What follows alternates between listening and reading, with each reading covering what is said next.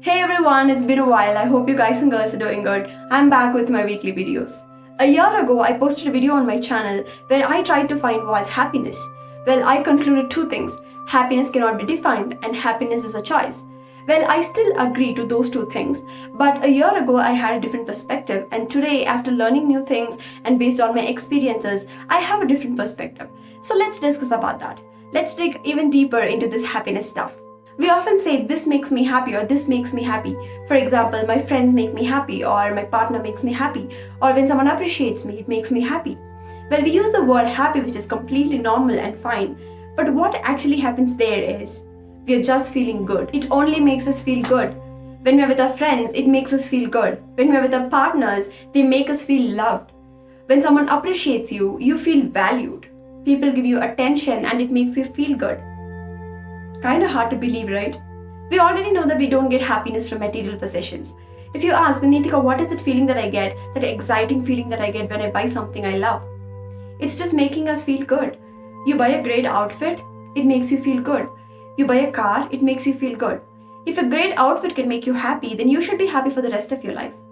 But no, the feeling goes away real quick. Which means whatever it is that we buy, it only makes us feel good. Not just the things that we buy or own, the relationships we have, the people in our lives, they make us feel loved, feel respected, feel valued, feel good, but not happy. So basically what's coming from the outer world, possessions, people, it only makes us feel good. And happiness is not a feeling. Well, if happiness is not a feeling, then what is it? It's a state of mind. Now, how do we define the state of mind?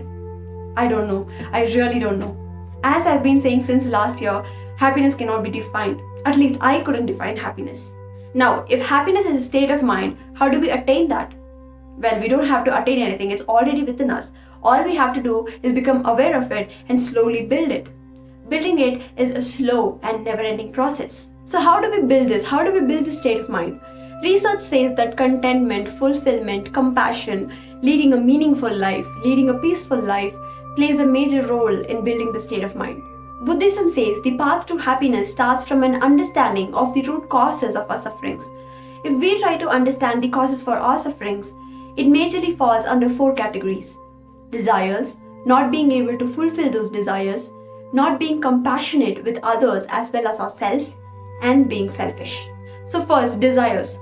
So you're saying I shouldn't have any desires in my life. No, having desires is completely fine. But it's the motive behind those desires that matter. Let's say you want to start a business, and your motive behind that is to make people's lives better by providing a service. Even if one person uses your service, you will feel great and fulfilled. It will also give you the strength to do more. But if your motive behind that is just riches and fame, it will only make you feel good for a certain amount of time. And then it will leave you miserable with your unfulfilled and meaningless life. Desires are good, but it's the motive behind those desires that matter. Secondly, not being able to fulfill our desires. Well, we all want to achieve something in our lives. We all have dreams and goals. But we think that only if I achieve this goal, I'll be happy. Which obviously means that currently we are not happy.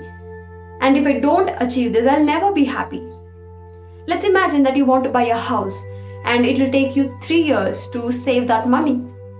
If you think that only when I buy the house I'll be happy, then imagine how you're going to spend the next 3 years of your life. And imagine how miserable it would be if you don't achieve that goal. Thirdly, compassion. Not being compassionate and kind with others will obviously make our lives hard. But not being kind with ourselves will also make our lives so hard. I'm a failure, I'm so unlovable, I'm so stupid.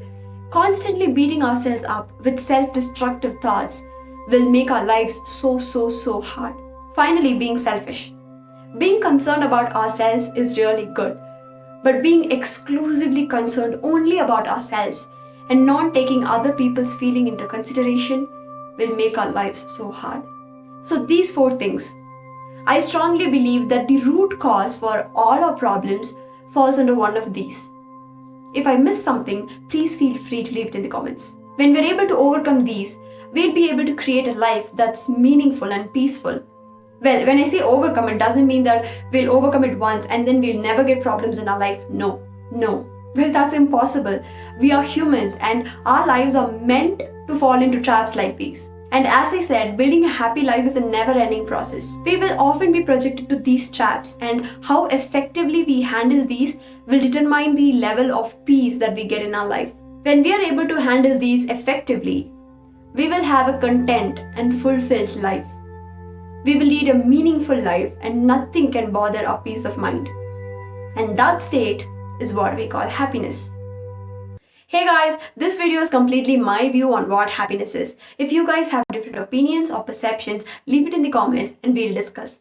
And I think I should make it a ritual and talk about it every year so that we can see how we're evolving and how our perceptions change. What do you guys think? Thank you so much for watching.